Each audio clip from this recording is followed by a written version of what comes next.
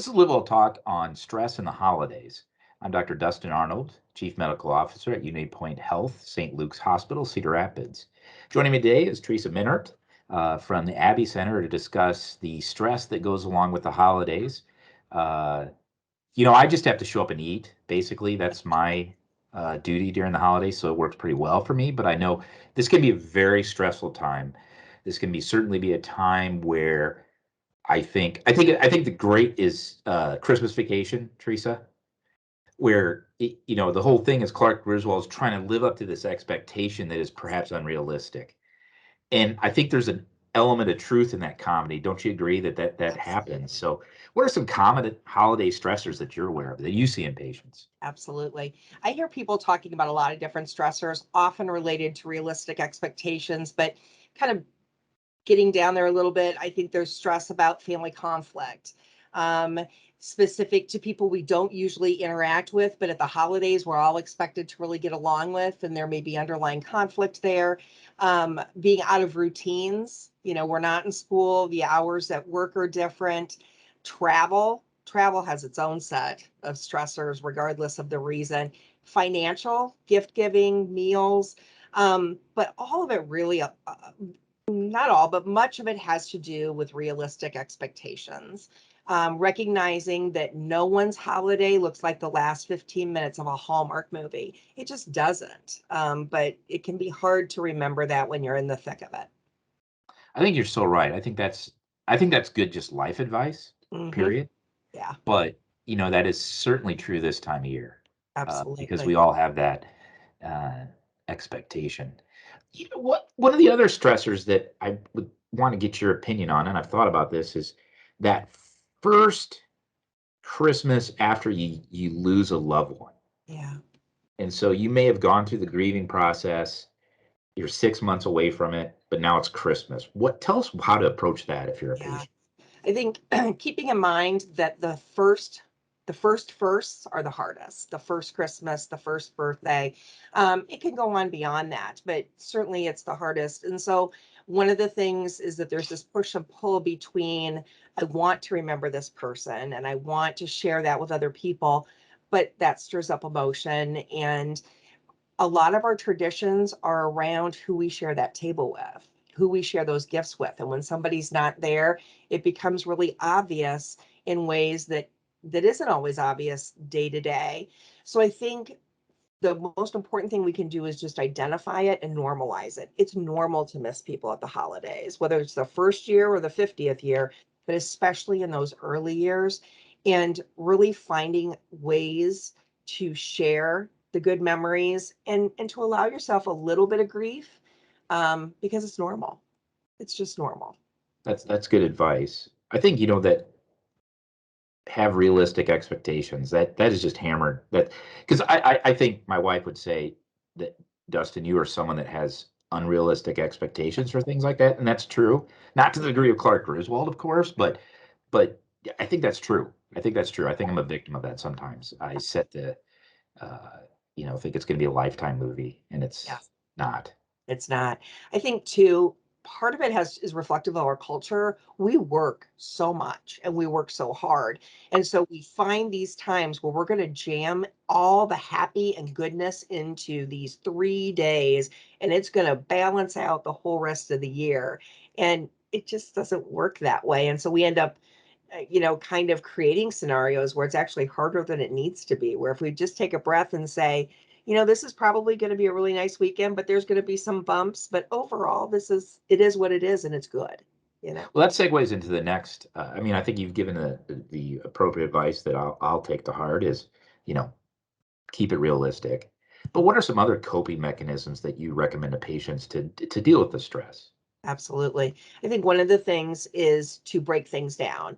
When we consider, if especially for people in the family, there tend to be the organizers, the cruise directors, the people who are setting up all these things. And I think, breaking things into small lists, delegating tasks, not feeling like just because you've always done everything doesn't mean that it always has to be that way. Um, Living within your means, is a big part, Yeah. I think, of the holidays. What we'd like to be able to do for our kids and the table spread and whatnot. Um, we cause ourselves more stress if we're worried about whether or not a check is going to clear, or those kinds of things. So I think living within our means, and then hitting the basics. Eat before you drink. If cocktail hour tends to be with appetizers, I strongly encourage people to drink some water and have your first beverage when you get to the meal. Yes, midnight mass is beautiful for a lot of families, but make sure then you give yourself a little bit of extra time to get some sleep at some point, so that you're not running on fumes. But really just self-care, I think, is a lot of this. That's great advice. Yeah, you don't want to be the drunken uncle at the No, you know, the Christmas party. no, Yeah, no. see, but I think Teresa, though, that's the drunken uncle is usually at Thanksgiving, and Yeah. then by the time Christmas rolls around, the aunt has put an quash Yes. to it, and either they don't Yes. come over or he's just Sure. drinking ice water all night, Absolutely. right? Absolutely. Yeah. Could be. But even I think too, for people that don't usually have a lot of alcohol, the holidays can catch you off guard. Um, and again, really those kinds of things, getting a meal in. If you're going to a company party, eat something before you leave. There's nothing like feeling uncomfortable when you're already kind of nervous about the people you're interacting with because it's a social thing, but it's really work related. Um, just really paying attention to the basics and taking care of ourselves during that time, is important and is a good coping skill. Good advice. Well, we can't have a podcast without talking about COVID, it seems, and that COVID's not going away. No. So, setting the kind of the medical infectious disease aside, there's obviously some stress with whether or not I can imagine there's stress that, okay, people are going to bring COVID in my house, Mhm. or I'm susceptible and I'm going to go there and get COVID, and the cousins, they're anti-vaxxers, and I know they're not going to be vaccinated. What with the exception of just simple avoidance, what are Yeah, some other coping mechanisms patients could use? for sure. I think I think one of the most important things during this time of COVID is just to really kind of stick to facts. We can really get wrapped up in who's an anti-vaxxer and who's a snowflake and wants to live in a bubble, and kind of those inflammatory stereotypes. They're just not helpful. And so if we can kind of reel that in a little bit and just say, so this is what we need, to be healthy. And it might mean, and again, I think part of this is being flexible and having realistic expectations. If there are some people in your family that have compromised immune systems or at higher risk, maybe you're going to have two things. Maybe you're going to have a Christmas event and then you're going to do something smaller on New Year's Eve. And it doesn't mean that it's less than, it just means that it's different, and trying to find value in whatever you do, I think is important, specific to the emotional strain of COVID. Um, Anytime you get a lot of family together, there's a lot of opinions in the room. And I think as a culture, we've got quite a bit of polarization right now. And so another tip could be to make some decisions about, if there seems to be an exchange that isn't going anywhere, that isn't going to end well, kind of people saying, "Hey, we're supposed to be having a good time today. Let's check that at the door and try and do this other thing instead." And when we take a more kind of neutral approach to having those conversations, then you can talk about things like, mom and dad really can't be around people that are high risk because they're high risk, or those kinds of things. And just having upfront conversations that aren't name calling and you're awful and I'm right. And that's how we go. Right. That's great.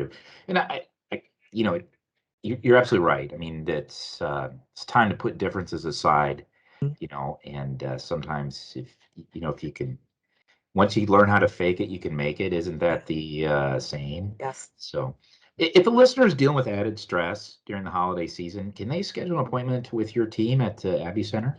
Absolutely. We are in multiple counties. Our Lane County office is 319-398-3562. And if you call this office, we can help connect you with the location closest to your home. Um, Oftentimes, just talking with a neutral third party can be really nice. Yeah. Certainly, we have some of the reason that the holidays can be really stressful is because it's a lot of family and it's a lot of together, and that's a beautiful thing. But it can be really stressful. And so that kind of neutral third party as a sounding board can be helpful in making both the holidays and the rest of the year go smoother. Yeah, great. And I still just departing advice, keep it realistic. Keep it You're not, realistic. don't think you have to match a Hallmark or Lifetime movie. Ain't gonna happen. That's Yeah, right. that's great. Well, this has been Theresa Minert. This is really great information. Thank you so much for taking the time to talk about this topic. Again, that was Theresa Graham-Mineart, Associate Executive Director of Abbe Mental Health Center. For more information, visit unitypoint.org/Abbe Health. Thank you for listening to LiveWell Talk On. If you enjoyed this episode, don't forget to subscribe. And if you want to spread the word, please give us a 5-star review and tell your family, friends, neighbors, strangers about our podcast. We're available on Apple Podcasts, Spotify, Pandora, or wherever you get your podcast. Until next time, be well.